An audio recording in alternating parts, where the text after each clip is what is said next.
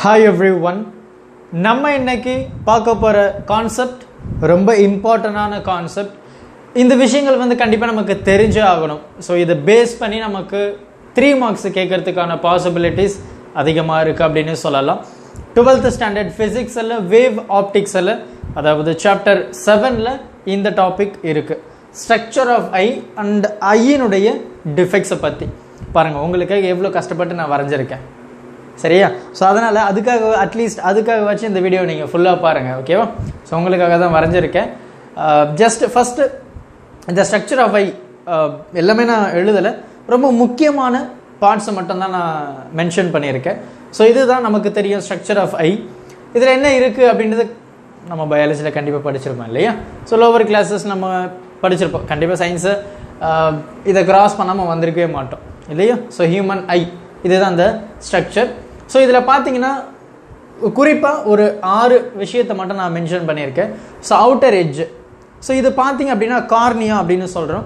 So இதில் இருந்து என்ன வரும் அப்படின்னா வெளியில் இருக்கக்கூடிய அந்த லைட்ஸ் எல்லாமே இந்த லென்ஸ் வழியாக போகணும் அப்படின்னு சொல்லிட்டு இந்த கார்னியா தான் பாதையை தீர்மானிக்குது. அப்போ இந்த கார்னியா என்ன பண்ணும், வெளியில் இருக்கிற லைட்ஸ் எல்லாமே இந்த லென்ஸுக்குள்ளே போகணும் அப்படின்னு சொல்லிட்டு சொல்கிறது தான் இந்த கார்னியாவுடைய வேலை. ஸோ நம்ம கண்ணில் இருக்கக்கூடிய டஸ்ட்ஸ் எல்லாமே இது கிளியர் பண்ணிக்கும் அப்படின்னு சொல்லிக்கலாம், ஓகேவா? ஸோ இந்த கார்னியா வெளியே இருக்கக்கூடிய அந்த லைட்ஸை லென்ஸு வழியாக போகணும் அப்படின்னு சொல்கிறது இந்த கார்னியா தான். ஸோ மெயின் பர்பஸ் என்னென்னா இந்த இடத்துல தான் பேசிக் ரிஃப்ராக்ஷனே நடக்குது, அதாவது பெண்டிங் ஆஃப் லைட்டு. ஸோ எல்லா இடத்துலையும் வரக்கூடிய அந்த லைட்டை பெண்டு பண்ணி லென்ஸுக்குள்ளே அனுப்புறது முதல்ல இந்த கார்னியா தான். அதுக்கப்புறம் பார்த்தீங்கன்னா இந்த ஐரிஸ் உங்களுக்கே தெரியும். அது அந்த ஐரிஸுடைய கலர் வந்து டிஃப்ரெண்ட்டாக இருக்கும். So depend upon the person. So it is nature. So ஒரு சிலருடைய கருவிழி அப்படின்னு நம்ம சொல்லுவோம். அது பார்த்தீங்கன்னா கருப்பு கலரில் இருக்கும், இல்லை ப்ரௌனில் இருக்கும், க்ரீனில் கூட இருக்குது. இப்போ பார்த்தீங்கன்னா லென்ஸில் நம்ம டிஃப்ரெண்ட் கலர்ஸில் வாங்கி ஃபிக்ஸ் பண்ணிக்கிறோம். ஸோ அந்த லென்ஸ் பார்த்தீங்கன்னா அது ரெட்டாக இருக்குது, ப்ளூவாக இருக்குது, க்ரீனாக இருக்குது, இந்த மாதிரி வெரைட்டிஸ் ஆஃப் கலர்ஸ் இருக்குது இல்லையா? ஸோ நேச்சுரலாகவே பார்த்தீங்கன்னா பிளாக், ப்ரௌன், க்ரீன் இந்த மாதிரி விஷயங்கள் வந்து இருக்குது. ஸோ இது வந்து ஒரு யூனிக்கான ஒரு விஷயம் அப்படின்னு சொல்லலாம். இது ஒவ்வொரு பர்சனுக்கும் வேரியேஷன் இருக்கும். ஸோ அதனால தான் நம்ம அந்த ஐரிஸ் ஸ்கேன்லாம் பண்ணுவோம் இல்லையா? ஸோ இதை பேஸ் பண்ணி தான் எல்லாருக்குமே டிஃப்ரெண்ட். ஃபார் எக்ஸாம்பிள் நம்ம கைரேகை மாதிரி நம்ம ஒருத்தருக்கு மட்டும்தான் இருக்கும், வேறு யாருக்குமே இருக்காது. அந்த மாதிரி ஐரிஸும் ஒரு அழகான டிசைன் டெக்ஸ்சர் கொடுக்கும் அப்படின்னு நம்ம சொல்லலாம். அந்த ஐரிஸுக்கு நடுவில் இருக்கிறது தான் ரொம்ப முக்கியமான ஒரு ஆள். யார் பார்த்தீங்கன்னா பியூப்பிள். இவர் என்ன பண்ணுவார் அப்படின்னா இவர் கூட வரக்கூடிய அந்த லைட் எல்லாமே லென்ஸுக்கு அனுப்புறது தான் இவருடைய முக்கியமான வேலை. ஸோ ஐரிஸுக்கு சென்டரில் இருக்கிறது தான் இந்த பியூப்பிள். லென்ஸ் பேசிக் ரொம்ப முக்கியமான ஒரு சோர்ஸ் அப்படின்னு சொல்லலாம் இந்த ஐயை பொறுத்த வரைக்கும். ஸோ நம்மளுடைய ஐ பார்த்தீங்கன்னா நேச்சுரலாகவே நம்மளுடைய ஐ வந்து கான்வெக்ஸ் லென்ஸ் தான், ஓகேவா? ஸோ இது பார்த்தீங்கன்னா இந்த ரெட்டினா. இந்த ரெட்டினால தான் வெளியிலேருந்து வரக்கூடிய அந்த லைட்டு இந்த ரெட்டினாவில் படும்போது நமக்கு வந்து ரியல் அண்ட் இன்வெர்டட் இமேஜாக இருக்கும். அந்த சிக்னல் வந்து இந்த ஆப்டிக்கல் நர்வ்ஸ் வழியாக போகும்போது நம்மளுடைய பிரெயின் வந்து எரெக்டான ஒரு இமேஜை வந்து பார்க்குது. ஸோ இதுதான் ரொம்ப பேசிக்கான ரொம்ப முக்கியமான ஒரு ஸ்ட்ரக்சர் அப்படின்னு சொல்லலாம். நம்ம புக்கில் வந்து லோவர் கிளாஸஸில் படிச்சிருப்பீங்க அப்படின்னு சொல்லிட்டு ஸ்டார்ட் பண்ணியாச்சு. ஸோ நம்ம இது என்ன அப்படின்றத நம்ம பார்க்கலாம். இன்னொரு முக்கியமான விஷயம் என்ன அப்படின்னா இந்த சிலிரியா மசில். இவர் என்ன பண்ணுவார் அப்படின்னா இந்த கண்ணில் இருக்கக்கூடிய அந்த லென்ஸ் இருக்கு இல்லையா, அந்த லென்ஸை வந்து பல்ஜ் ஆகிறது, இல்லை அந்த லென்ஸு திக்னஸ் அதாவது திக்காக ஆக்குறது இல்லை தின்னாக ஆக்குறதும் இந்த சிலிரியா மசில்ஸ் தான். ஸோ ரொம்ப முக்கியமான ஒரு மசில் அப்படின்னு சொல்லலாம். ஏன் நம்ம அந்த லென்ஸை வந்து பெருசாக்குறோம் சின்னதாக்குறோம் அப்படின்னு உங்களுக்கு தோணுச்சுன்னா, ஒரு ஆப்ஜெக்ட் வந்து ஒரு இன்ஃபினிட்டி ரொம்ப லாங்கஸ்ட் டிஸ்டன்ஸில் இருக்கும்போது we can see the object without strain. நல்லா கவனிங்க, ஒரு கண் அழுத்தமே இல்லாமல் ஸ்ட்ரெயின் இல்லாமல் நம்ம அந்த ஆப்ஜெக்டை ஈஸியாக பார்க்கலாம். ஃபார் எக்ஸாம்பிள் ரொம்ப தூரமாக இருக்கக்கூடிய ஒரு பில்டிங் ஆகட்டும், இல்லை கொஞ்சம் தூரத்தில் இருக்கக்கூடிய அந்த மரம் ஆகட்டும், இது எல்லாமே நம்ம ஈஸியாக பார்க்குறோம். இது நம்ம பக்கத்தில் இருக்கக்கூடிய அந்த புக்கு பார்த்தீங்கன்னா we feel some strain இல்லையா? ரொம்ப நேரம் we cannot concentrate, we feel some pain இல்லையா? ஸோ ஒரு இன்ஃபினிட்டியில் இருக்குது, ஒரு டிஸ்டன்ஸில் ஒரு ஆப்ஜெக்ட் இருக்குது அப்படின்னா அந்த ஆப்ஜெக்டை நம்ம கண் ஸ்ட்ரெயினே இல்லாமல் அழகாக பார்க்கும். இது ரொம்ப முக்கியமான விஷயம் இது. அதே மாதிரி ஒரு ஆப்ஜெக்ட் கிட்ட இருக்கும்போது அந்த ஆப்ஜெக்டை கிட்ட பார்க்கறதுக்கு இந்த கான்வெக்ஸ் லென்ஸ் இல்லையா, அதனுடைய ஃபோக்கல் லென்த்தும் மாறுது. அப்போது ரொம்ப பேசிக்காக நீங்கள் என்ன தெரிஞ்சுக்கணும் அப்படின்னா ஒரு லென்ஸு எடுக்கும்போது லெட் மீ ட்ரா ஹியர். ஒரு லென்ஸ் இந்த அளவுக்கு திக்னஸ் இருக்குது, in our lens, let me write like this. In our lens, oh shit, I'm sorry. இந்த மாதிரி லென்ஸ் இருக்கு thickness. ஸோ ஒரு லென்ஸினுடைய திக்னஸ் அதிகமாகும் போது அதனுடைய ஃபோக்கல் லென்த் கம்மியாகும். நல்லா ஞாபகம் வச்சுக்கோங்க. ஒரு லென்ஸினுடைய திக்னஸ் எந்த அளவுக்கு அதிகமாகுதோ அதனுடைய ஃபோக்கல் லென்த்து கம்மியாகும். இந்த லென்ஸினுடைய திக்னஸ் கம்மியாயிடுச்சு, தின்னாக இருக்குது. ஸோ தட் இதனுடைய ஃபோக்கல் லென்த்து அதிகமாக இருக்கும். சரியா? அப்போ ஃபோக்கல் லென்த் அதிகமாக இருக்குது. இது எதுக்கு பாசிபிள் அப்படின்னா, ஒரு ஆப்ஜெக்ட் வந்து இன்ஃபினிட்டி ரொம்ப லாங்கஸ்ட் டிஸ்டன்ஸில் இருந்ததுன்னா நம்மளுடைய கண் இந்த லென்ஸ் வந்து சுருங்க ஆரம்பிச்சிடும். அப்போது சின்னதாச்சு கான்ட்ராக்ட் ஆச்சு அப்படின்னா நம்மளுடைய மசில்ஸ் ரிலாக்ஸாக இருக்குது. ஸோ ஃபோக்கல் லென்த் வந்து அதிகமாக இருக்குது. இதே நம்மளுடைய ஆப்ஜெக்ட் வந்து நம்ம கண்ணை வந்து ஒரு கிட்ட இருக்கக்கூடிய ஒரு ஆப்ஜெக்டை பார்க்கும்போது அது கொஞ்சம் பல்ஜ் ஆகுது. ஸோ தட் இதனுடைய ஃபோக்கல் லென்த் வந்து எனக்கு குறையுது, கான்ட்ராக்ட் ஆகுது muscles, ciliary muscles. So that we can see the near object. So இது ரொம்ப முக்கியமான விஷயம். இதை நம்ம பவர் அகாமடேஷன் அப்படின்னு நம்ம சொல்லுவோம். சரியா? ஸோ இந்த ப்ராசஸ் யார் பண்ணுறா அப்படின்னா இந்த சிலிரியா மசில்ஸ் தான். பேசிக்கான ஒரு விஷயம். சரி, அப்போது இந்த லென்ஸ் இருக்குல்ல, நம்ம லென்ஸ் வந்து பல்ஜ் ஆகும்போது எனக்கு ஃபோக்கல் லென்த் கம்மியாகுது, தின்னாக இருக்கும்போது அதனுடைய ஃபோக்கல் லென்த் அதிகமாகுது.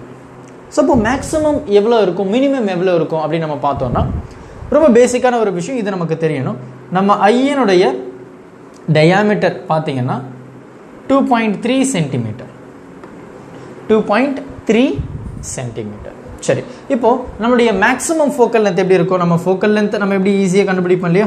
1/f which is equal to 1/v minus 1/u. அப்போது ஒரு ஆப்ஜெக்ட் இன்ஃபினிட்டியில் இருக்கும்போது இதுதான் மேக்ஸிமம்.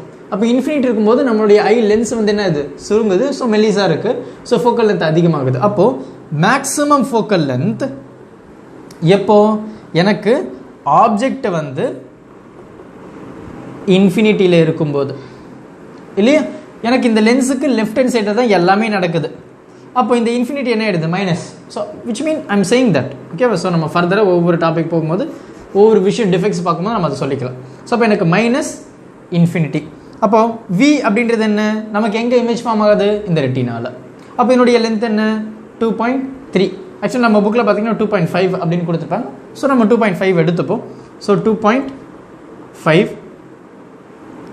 ஓகேவா? 2.5. ஸோ இது வந்து ரைட் ஹேண்ட் சைடு. நல்லா கவனிங்க, இது ரைட் ஹேண்ட் சைடில் தான் எனக்கு இமேஜ் ஃபார்ம் ஆகுது. So plus minus 1/minus infinity. So plus infinity. So this has no value. So 1/f maximum. அப்போது ஃபோக்கல் லென்த் மேக்ஸிமமாக எனக்கு எவ்வளோ இருக்குது பாருங்கள், நீங்களே சொல்லுங்கள்.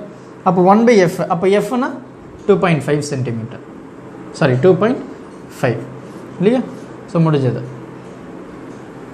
அப்போது இதனுடைய மினிமம் எப்போ கிடைக்கும்? எனக்கு இந்த லென்ஸ் வந்து பல்ஜ் ஆகும்போது. எப்போ பல்ஜ் ஆகும்? ஒரு ஆப்ஜெக்ட் நம்ம கிட்ட பார்க்கும்போது பல்ஜ் ஆகுது. அது யார் கண்ட்ரோல் பண்ணுறா? சிலிரியா மசில்ஸ். அப்போ இதனுடைய மினிமம் ஃபோக்கல் லென்த் என்னவா இருக்கும்? நல்லா கவனிங்க. ஃபுல்லாக ஃபில் பண்ணியாச்சு. ஓகே, ஸோ இங்கே எழுதுவோம் 1/f which is equal to 1/v அப்புறம் 1/u. அப்போ u1 நான் என்ன சொல்லிட்டேன்? ஒரு certain distance. So minimum distance என்ன?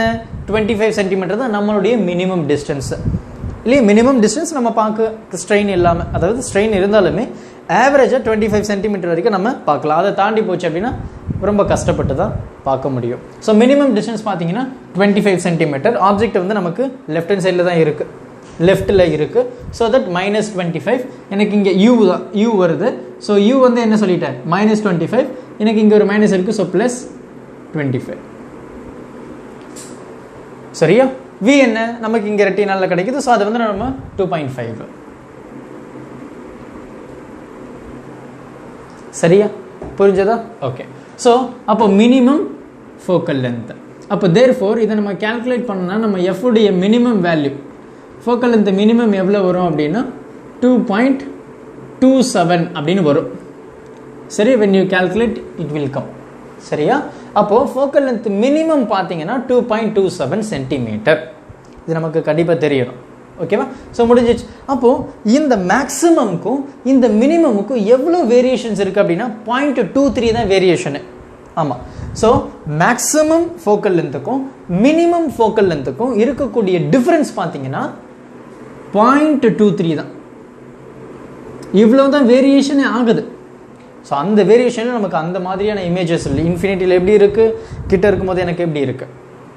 இந்த மாதிரி இருக்கும்போது ஒரு சில பர்சனுக்கு டிஃபெக்ட்ஸும் வர்றதுக்கான பாசிபிலிட்டிஸ் வந்து அதிகமாக இருக்குது. அந்த டிஃபெக்ட்ஸ் எந்த மாதிரி இருக்கும் அப்படின்னா, ரொம்ப பேசிக்காக சொல்லணும் அப்படின்னா 3 விஷயங்களை சொல்லலாம். ஒன்று வந்து மயோபியா, இன்னொன்று வந்து ஹைப்பர் மெட்ரோபியா, இன்னொன்று வந்து ஆஸ்டிக்மேட்டிசம். இந்த மயோபியா அப்படின்றது என்னென்னா, கிட்ட இருக்கக்கூடிய ஆப்ஜெக்டை அந்த பர்சனால் பார்க்க முடியும், தூரமாக இருக்கக்கூடிய அந்த ஆப்ஜெக்டை அந்த பர்சனால் பார்க்க முடியாது. இதுதான் மயோபியா, ரைட்டா? So myopia. ஸோ இதுதான் அந்த டயக்ராம். இது பார்த்தீங்கன்னா ஹைப்பர் மெட்ரோபியா. ஸோ நான் என்ன அப்படின்றத நான் உங்களுக்கு பொறுமையாக சொல்கிறேன். You just observe what it is. இப்போ இது வந்து அந்த பர்சனுடைய ஐ. இந்த பர்சன் என்ன ஆகுது அப்படின்னா, ஒரு ஆப்ஜெக்ட் வந்து ரொம்ப லாங்கஸ்ட் டிஸ்டன்ஸ் இருக்கும் பொழுது அவரால் கிளியராக பார்க்க முடியாது அந்த ஒரு ஆப்ஜெக்டை. ஓகேவா? அதுதான் மயோபியா. மயோபியா அப்படின்னா நம்ம நியர் சைட்டட்னஸ் அப்படின்னு சொல்லுவோம். நியர் அப்படின்னா கிட்ட இருக்கக்கூடிய ஆப்ஜெக்ட் அவரால் பார்க்க முடியும், ரொம்ப லாங்காக இருந்ததுன்னா அந்த ஆப்ஜெக்டை அவரால் பார்க்க முடியாது. ஓகேவா? அப்போது ஒரு ஆப்ஜெக்ட் இன்ஃபினிட்டி, இதுதான் இன்ஃபினிட்டி சொல்கிறது. ஒரு ஆப்ஜெக்ட் இன்ஃபினிட்டியில் இருக்கும்போது நமக்கு எங்கே இமேஜ் படும்? ரெட்டினால. ஆனால் இங்கே பாருங்கள், எனக்கு எப்படி படுது? இந்த மாதிரி இருக்குது. எனக்கு இப்படி இருந்தால் தான் I can see the image clearly. அப்போ எனக்கு இந்த மாதிரி விழுது. அப்போ இந்த மாதிரி இருக்கக்கூடிய அந்த டிஃபெக்ட்ஸை நான் எப்படி கரெக்ட் பண்ணுறேன் அப்படின்னா, கான்கேவை வச்சு. அப்போது அந்த பர்சன், மயோபியா டிஃபெக்ட் இருக்கக்கூடிய பர்சன், ரொம்ப இன்ஃபினிட்டி, ரொம்ப இன்ஃபினிட்டின்னு எல்லாமே ரொம்ப கொஞ்சம் லாங்கஸ்ட் டிஸ்டன்ஸ் இருக்கக்கூடிய ஆப்ஜெக்டை அவரால் சரியாக பார்க்க முடியாது. ஏன்னா எனக்கு ரெட்டினால அந்த இமேஜ் வந்து விழலை, இங்கே விழுந்துருச்சு, முன்னாடியே விழுந்துருச்சு. ஸோ அதனால் இங்கே வர்றது எல்லாமே அவருக்கு எப்படி இருக்குன்னா பிளர்டு இமேஜாக இருக்கும், மங்கலாகி இருக்கும். So he can not see the clear image. அப்போ அந்த பர்சன் லாங்காக இருக்கக்கூடிய இமேஜை பார்க்க முடியல, ஆனால் கிட்ட இருக்கக்கூடிய இமேஜ் பாருங்கள். ஒரு இமேஜ் வந்து மினிமம் 25 சென்டிமீட்டர் அப்படின்னு சொன்னேன். அப்போது 25 சென்டிமீட்டர் இருக்கும்போது அந்த பர்சனால் கரெக்டாக அந்த இமேஜை பார்க்க முடியுது, அந்த ஆப்ஜெக்டை பார்க்க முடியுது. ஏன்னா ரெட்டினால அவருக்கு கரெக்டாக அந்த இடத்துல இமேஜ் விழுது. அப்போது இந்த எக்ஸ் அப்படின்னு இருக்கக்கூடிய டிஸ்டன்ஸில் அந்த பர்சனால் பார்க்க முடியுது. ஆனால் இன்ஃபினிட்டி அப்படின்னு சொல்லும்போது அந்த பர்சனால் பார்க்க முடியலை. அப்போ இதை நம்ம எப்படி கரெக்ட் பண்ணுறோம் அப்படின்னா, கான்கேவ் லென்ஸை வச்சு நம்ம கரெக்ட் பண்ணுறோம். அப்போ அந்த கான்கேவ் லென்ஸ் நம்ம வைக்கும்போது தூரமாக இருக்கக்கூடிய அந்த ஆப்ஜெக்டை இந்த 25 சென்டிமீட்டர் அவருக்கு தெரியுது இல்லையா, அந்த இடத்துல வந்து இது நிறுத்திடும். அப்போது இன்ஃபினிட்டியாக இருக்கக்கூடிய ஆப்ஜெக்ட் 25 சென்டிமீட்டர் வரும்போது இவருக்கு தான் 25 சென்டிமீட்டர் தெரியுமே. அப்போது by having that concave lens he can see the object easily. அதுதான் இங்கே பண்ணியிருக்காங்க. அப்போ இன்ஃபினிட்டியில் இருக்க அவருக்கு தெரியல, 25 சென்டிமீட்டரில் இருக்க அவருக்கு தெரியுது. அப்போ இன்ஃபினிட்டியில் வர்ற அந்த ஆப்ஜெக்டை எக்ஸ், அதாவது இது இந்த இடத்துல 25 சென்டிமீட்டர் எக்ஸ், அந்த 25 சென்டிமீட்டரில் அந்த ஆப்ஜெக்டை நிறுத்திட்டாங்கன்னா அவரால் அந்த ஆப்ஜெக்டை ஈஸியாக பார்க்க முடியுது. கரெக்டாக பாருங்கள், அந்த ரெட்டினால் விழுது. ஸோ இப்படி தான் மயோபியா அப்படின்னு இருக்கக்கூடிய டிஃபெக்ட்ஸ் உள்ள பர்சனை நம்ம கான்கேவ் லென்ஸை யூஸ் பண்ணி ரெக்டிஃபை பண்ணுறோம்.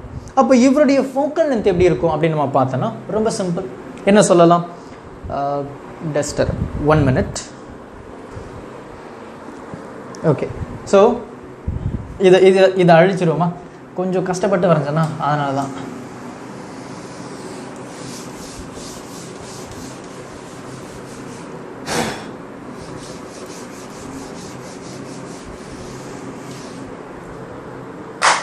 ஓகே, ஸோ இவருக்கு பாருங்கள், அவருக்கு என்ன தெரியுது? 25 தெரியுது, இன்ஃபினிட்டி தெரியல. ஸோ அப்போது இமேஜ் ஆப்ஜெக்ட் வந்து எனக்கு இன்ஃபினிட்டியாக இருக்கும்போது அந்த இன்ஃபினிட்டியாக இருக்கக்கூடிய அந்த ஆப்ஜெக்டை நான் 25 சென்டிமீட்டருக்கு எடுத்துகிட்டு வரேன். புரியுதா? அப்போ எப்படி எழுதலாம்? நம்ம தெரிஞ்ச அதே இதுதான், 1/f 1/v minus 1/u. அப்போ 1/f which is equal to v. நான் என்ன சொல்லிட்டேன் நமக்கு தெரியலையே. அப்போ v u நான் என்ன எடுப்பேன்? u வந்து எனக்கு எங்கே இருக்கு? இன்ஃபினிட்டியில் இருக்கு இல்லையா? ஸோ இன்ஃபினிட்டியில் இருக்கு. எனக்கு v அப்படின்றது என்ன? நமக்கு தெரியக்கூடிய அந்த டிஸ்டன்ஸ். ஸோ அந்த டிஸ்டன்ஸில் இந்த இன்ஃபினிட்டியில் இருக்கக்கூடிய ஆப்ஜெக்டை நான் நிறுத்துறேன். ஸோ எந்த டிஸ்டன்ஸ் எக்ஸ், புரியுதா? இன்ஃபினிட்டியில் அவருக்கு தெரியல, அப்போ இன்ஃபினிட்டியில் இருக்கக்கூடிய ஆப்ஜெக்டை எக்ஸ் தான் அவருக்கு தெரியுது. அப்போ இந்த ஆப்ஜெக்டை எக்ஸ் அப்படின்ற ஒரு டிஸ்டன்ஸில் நான் பிளேஸ் பண்ணுறேன், புரியுதா? அப்போது இந்த v நான் என்ன சொல்லிட்டேன், எக்ஸு. ஸோ நமக்கு லெஃப்ட் ஹேண்ட் சைடில் இருக்குது, ஸோ நெகட்டிவ். u எங்கே இருக்குது, இன்ஃபினிட்டி, மைனஸ் இன்ஃபினிட்டி. அப்போ இது எப்படி எழுதலாம், 1/v, v என்ன மைனஸ் எக்ஸ், அப்போ 1/-x மைனஸ் u என்ன மைனஸ் இன்ஃபினிட்டி, ஸோ 1/∞. அப்போது f ஈக்குவல் டு மைனஸ் எக்ஸா, புரியுதா? So it has no value. So அப்போது எனக்கு இன்வெர்ஸில் இருக்குது. So 1/f is equal to 1/-x. So f equal to -x. இது முடிஞ்சது மயோபியா, ஓகேவா? ஸோ இவர் பார்த்தீங்கன்னா ஹைப்பர் மெட்ரோபியா, இவருக்கு அப்படியே ஆப்போசிட் தான் அவர்.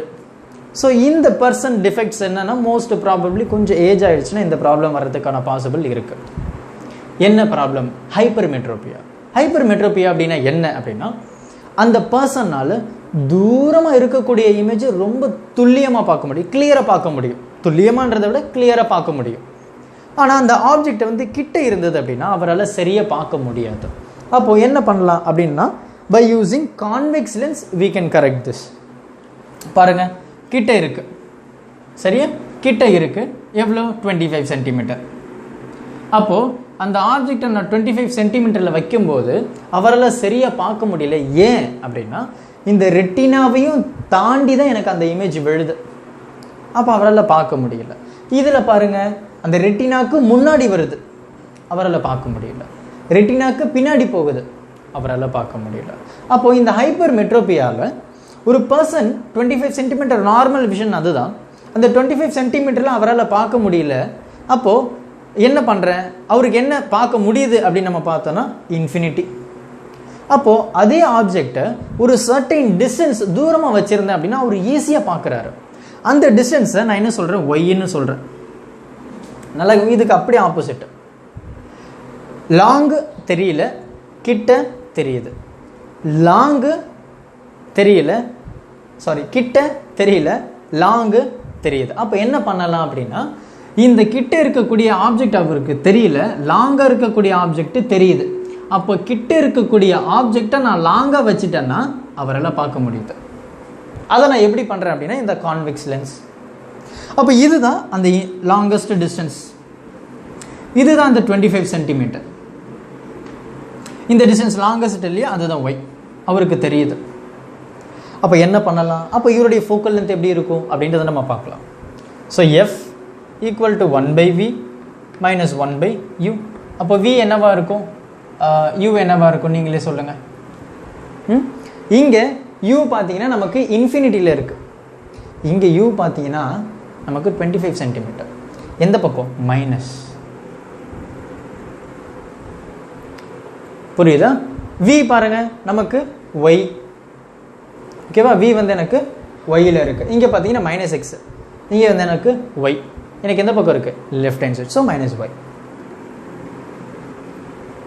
அப்போ நம்ம இங்கே சப்ஸ்டியூட் பண்ணி பார்ப்போமா? அப்போது 1/f இது இல்லையா,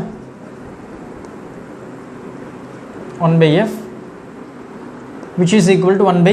v என்ன, -y, -y, இங்கே மைனஸ், ஸோ 1/u, u என்ன -25, so minus into minus plus, so 25. அப்போ இது எப்படி எழுதலாம், 1/f which is equal to, எனக்கு எழுதிக்கலாம், எப்படி எழுதினாலும் எழுதிக்கலாம், எப்படி எழுதிக்கலாம், 1/25 மைனஸ் 1/y. இதை நான் எப்படி மாற்றுறேன் பாருங்கள், எனக்கு இது மாற்றிட்டேன் அப்படின்னா y minus 25/y into 25. So இது எப்படி எழுதலாம், f அப்படின்னா நம்ம என்ன சொல்லலாம், y into 25/y minus 25. So அப்போது இதுதான் இவருடைய ஃபோக்கல் லென்த் அப்படின்னு சொல்லலாம். ஸோ ஹைப்பர் மெட்ரோபியா இருக்கக்கூடிய அந்த ஃபோக்கல் லென்த் இதுதான். ரொம்ப கிளியராக இருக்கும்னு நினைக்கிறேன், பொறுமையாக பாருங்கள், கண்டிப்பாக புரியும். அஸ்டிக்மேட்டிசம் அப்படின்னு நம்ம சொல்லும்போது இது ரொம்ப இம்பார்ட்டண்டான 3 மார்க், ஸோ நல்லா ஞாபகம் வச்சுக்கோங்க. அஸ்டிக்மேட்டிசம் அப்படின்னு நம்ம சொல்லும்போது அந்த பர்சனுக்கு மயோபியாவும் இருக்கும், ஹைப்பர்மெட்ரோபியாவாக இருக்கும். அவரால் கிட்ட இருக்கக்கூடிய இமேஜை பார்க்க முடியாது, தூரமாக இருக்கக்கூடிய இமேஜும் பார்க்க முடியாது. அப்போ இவருக்கு எந்த மாதிரி ஒரு லென்ஸை நம்ம ஃபார்ம் பண்ணோம் அப்படின்னா சிலிண்ட்ரிக்கல் லென்சஸ் அப்படின்னு சொல்லுவோம், இல்லைன்னா பைஃபோக்கல். எனக்கு ரெண்டுமே இருக்கும், combination of concave and convex. So இதுதான் வந்து அந்த பர்சனுக்கு பயன்படுத்தக்கூடிய ஒரு லென்ஸ் அப்படின்னு சொல்லலாம். அவருக்கு கிட்டையும் பார்க்க முடியாது, தூரமும் பார்க்க முடியாது. ஸோ ரொம்ப சிம்பிளான கான்செப்ட், பொறுமையாக பாருங்கள், கண்டிப்பாக உங்களுக்கு புரியும். Thank you. Help others with a smile.